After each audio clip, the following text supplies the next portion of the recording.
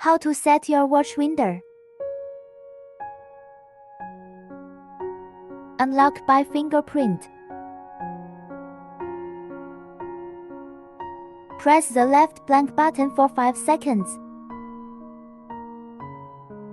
Release, all shown on the screen. Now the setting for all the watch winders. Initiate or stop button to control the status of the watch winders.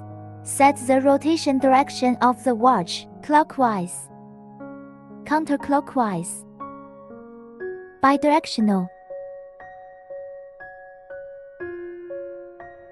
Set the winding frequency from 650 to 1950 TPD. Turn on or turn off LED light. Press the second button on the left for 5 seconds. Release until all disappeared on the screen. 0 to shown means the setting for the second watch winder. Select the watch winder by clicking once. Click the start or stop button to control the status of the current winders. Set the rotation direction of current watch winders.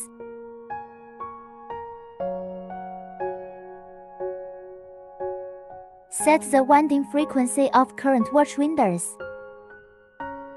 Turn on or turn off LED light.